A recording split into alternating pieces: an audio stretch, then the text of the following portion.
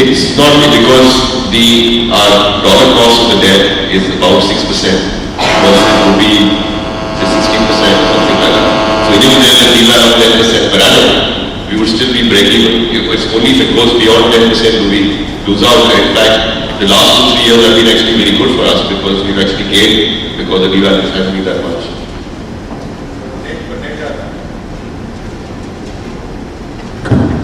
Net this is the beneficiaries of your deval thing. More the rupee deval used for more money to this thing. Maybe you all could share that mic because these color mics clearly are not made by Engro. For the next question, right here, Asad Iqbal, CIO of Faisal Asset Management. My question basically relates to the loan. You intend to convert. Could you start again? My question pertains to the $30 million IFC loan. You intend to convert it into equity. Are the terms already negotiated for that, or is that going to happen in the future? And what exactly are those terms? This will be at the IPO price. We're planning to do an IPO for Engro Fertilizer shortly.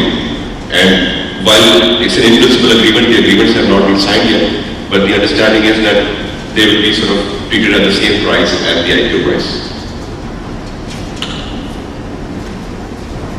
Next. It's going to take at least a couple of years before you start to see improvements in vision. And I say at least a couple of years. I'm not predicting in 2 years it will be solved. If you took the right decision today, in 2 years the problem will be solved. So what do you do in the meantime? Right? And effectively what you have to do is, as an economy, if you sat down and everybody sat down in a room and wanted to be reasonable, you have to agree to a reasonable sharing of the burden of the shortage. There are different consumer segments, and please keep in mind that the cost is essentially being borne by the consumer, not by the producers. Okay. So if IPPs don't get gas and they have to run their plants on diesel and fuel oil, the subsequent tariff is high, ultimate tariff that has to be paid for the consumer is high, either in the shape of a direct tariff or in the shape of higher deficit financing by the government and therefore higher inflation. Similarly, if you curtail gas to fertilizer, then the end product price is higher. So the reasonable thing would be to spread this pain in an equitable manner so that everybody can reasonably share this burden among them. What's reasonable? Where is the best use for gas in the economy? Is it best? No. That is a different argument, right? That's not a reasonable sharing of the burden. Then that is a pure economic efficiency argument. If you do use a pure economic efficiency argument, I can tell you, for example, that we just did the numbers for second quarter of 2011. The gas curtailment in the shutdown seen by the Engro expansion project. If you do the implicit cost of energy for that, it comes to $38 a million BTU.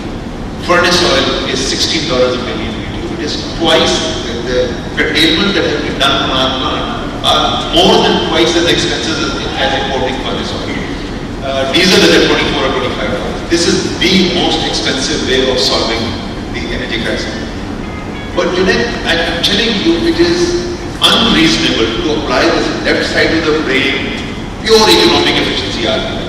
You have to take economic efficiency into account also, but you have to spread it. So therefore, as long as the government is taking decisions which are consistently and fairly applied in general across the industries and in particular within the fertilizer industry, we will keep our legal rights in abeyance and we'll play around. We will only invoke our legal rights and we invoke our legal right when we felt that we were singularly being discriminated against. So that's now as far as the farmer being hurt, the farmer today stands closer to the fertilizer industry than ever. And you're all welcome to come and attend a seminar day after tomorrow called by the farmers, where all the leading farmers of Pakistan, including a lot of the political leaders, will be there. And I am being requested to come and speak because the farmer understands that the best defense mechanism for the farmer is the defense or an increased allocation of gas to fertilizer industry. So there is no friction, no animosity between the farmers and the fertilizer industry at this point in time. Any question? Right here up front. Okay, we have a question from Black. We'll come to you next. Any Fajari? Hello, how are you? Good, Jay. Good to have you. My question is, seeing the extensive diversified portfolio of the Engro group, what beta they take into consideration and what is the current weighted average cost of capital? The WACC and the beta, Rohit sir.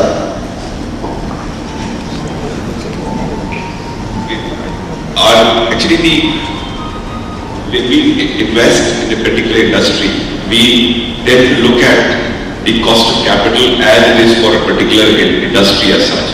So for example, we already have a benchmark for, say, the power, because you're getting a 15% return.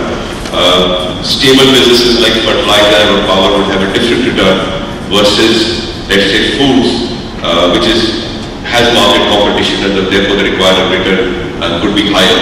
So we don't use a consolidated cost of capital number to invest in. First choose the sector, look at what comparable number it would be, and the beta, for example, fertilizer beta is like 0.8, whereas for food, we have a listed, but Nestle will clearly be higher than 1. So it depends on industry to industry rather than on a particular, rather than an overall basis. And what is the weighted average cost of capital overall across groups? Just an average number. That's something we could have right now. Maybe one of the analysts would have it handy. Well, if you want to use a theoretical number today, the cost of debt is about, say, 16%, after tax would be about 11%. Cost of equity theoretically what is applied is about 20-21%. So you're looking at maybe 16-17% and 15-16% as well. Next question.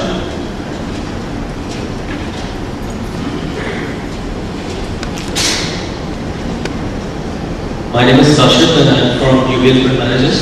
My question is regarding the gross margins. There are rumors going on in the market that Engro will be penalized on the gross margins. What is your response on that? Because Engro in the past never has compensated on their margins. So what will be your strategy to keep your margins intact going forward in this gas curtailment scenario? I think he's asking for you'd be penalized for your gross margins? Yeah, gross margins. On the fertilizer business? On the overall corporation business. Because they used to be like they have 30-35% gross margins, which right now are 28%. So your gross margins going forward will be affected with this gas curtailment, or you're going to pass on the prices? That's what my question is. Gross margins should have significantly improved as a result of the gas curtailment because the unit fixed cost has gone up because of devices reducing, and to make up for that we will increase the gross margin. The price increases that we have taken this year are equal to 250 rupees a bag, that's pre-GST. That's 5,000 rupees a ton. That's a 50% increase, more than 50% increase in the gross margin of our urea business. So the gross margins have dramatically increased, improved actually for the period, but that does not result in improved earnings. That is simply to recover the loss of volume. So therefore, as I said, the unit fixed cost would be higher, the unit margins would be higher, and the bottom line would be unchanged. Thank you. My other question is related to the food business. In food business, you have a good share in the UHT segment, but you haven't done well in the fruit juices business. What is your strategy to gain on that side, because juices has quite a good market and you can benefit on it? What's the Engro's strategy on this? On the contrary, I think we've done quite well in the juices segment. In fact, I was sitting in the headquarters of one of the leading dairy and food companies of the world, and they were complimenting us on the performance of our juice portfolio in such a short period of time. The difference is the dairy has been around for 5 years, the juices have been launched just several months back, so obviously in terms of absolute market share the numbers are very different, but the initial response has been quite good actually. Question right up front. Other than moving around, one hears perpetually people say that Engro is out there doing these rupiah schemes and all that because the banks are refusing to lend money to them. In many cases, they have hit the low-party limit, and on, So it would be nice if you could categorically state what the reality is and how you see it. So that's part one of my comment question. And the second one is if you could give a sense, since you didn't mention it at all, the activity related to Thar core, and what kind of monies are we spending today, and how do you see it? Maybe a comment or two on that. Thank you. The timing of rupiah, I guess, raised a lot of these questions. If Rohil Mohammed had listened to me, which he normally doesn't, then he would have done this 3 years back. This is something which I have been advocating for a good 3 to 4 years now. It's also something that I worked very closely with Salim Raza before he became the governor of the State Bank. Then after he became governor of State Bank, I went and made a presentation to him showing the infrastructure financing requirements of Pakistan, and Thar being one of them, and I'll talk about Thar later. And I showed him what the situation is on the ground in terms of the ability of the banking system to finance this infrastructure.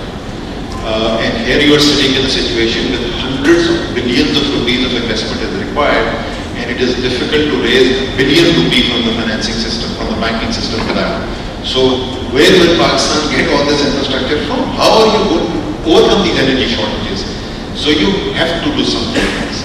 So at my request, the governor constituted a committee where the 4 big banks, 4 or 5 big banks were called in as members.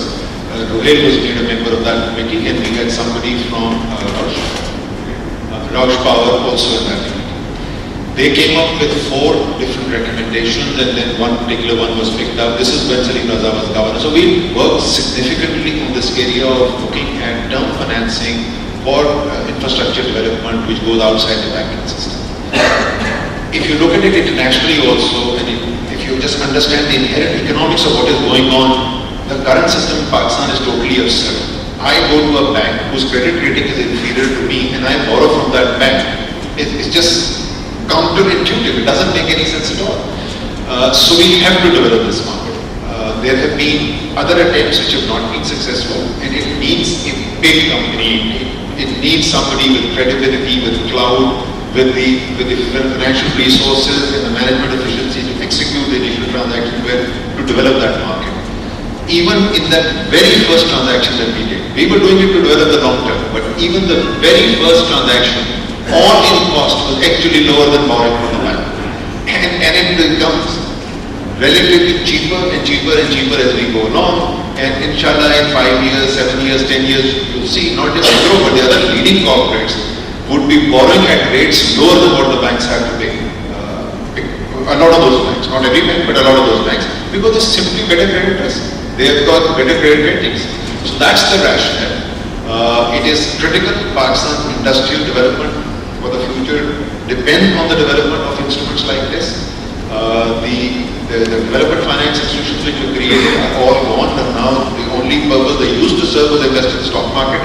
They stopped even doing that. So that's where it fits in. Out of our total debt portfolio, this is a fraction at this point in time. But if I have my way, it will become a bigger and bigger and bigger part of our total portfolio. In terms of banks willing to lend money, the first rupiah when we launched, in the quarter that we launched rupiah, in that quarter banks disbursed several billion rupees to us of new debt. So it wasn't because the banks had stopped lending.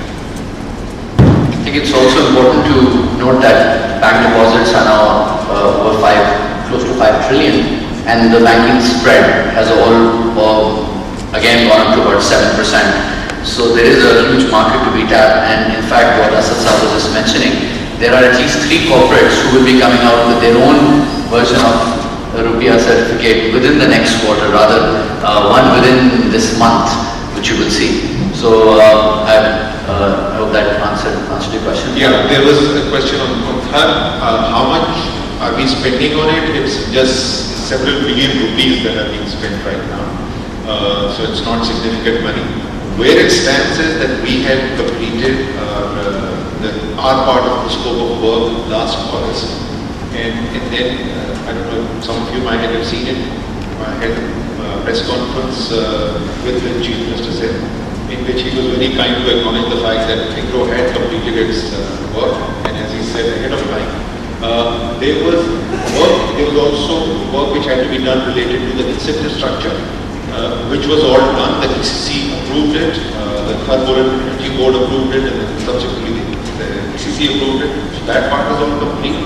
The part which got delayed was the part which relates to the infrastructure which has to go along with this investment. Where will the water come from? Where will the effluent go? How will power be evacuated? So both provincial and federal agencies, the infrastructure that they have built on, not specifically our project, but the overall coal mine developments. That got delayed, and at our recommendation, it was then picked up by the government and made a part of the joint energy working group, which was set up with the Chinese premier visited Pakistan. And this joint energy working group was set up between Pakistan and China. The Chinese are now doing the engineering work for that. That is literally a couple of weeks away from it. The PowerGen CEO is actually flying out for 5 days.